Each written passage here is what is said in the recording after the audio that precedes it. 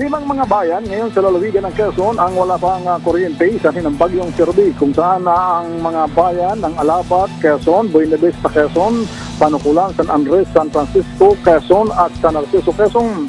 Subalit sa bayan ng Claro del Quezon, nagkaroon ng landslide sa barangay Paang Bato at maging sa Old Sigtagud.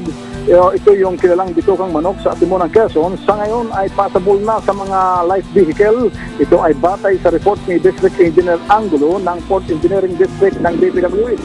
Samantala, ita lang patay related ng bagyong Sirbi ang isang 11 anyos o 11 anyos na pastang lalaki at nakilalang si Aris Mercadijas ng Barangay Caridad, Ibabang Timon ng Quezon matapos malunod ng tangayin ng Agos pa habang nasa kasagsagan ang ulan dala ng bagyong Sirbi.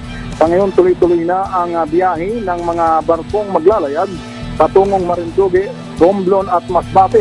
Ito ay matapos sa payagan ng Philippine Coast Guard ng Lucena City ayon kay Station Sub-Commander ng Philippine Coast Guard na si Tomas Lamto na nakabase sa Dalahican, Pupat, Lucena City. Update mula dito sa lalawigan ng Quezon. Ito si Benjamin Chok ng 50 naglilingkod sa pagbabalita.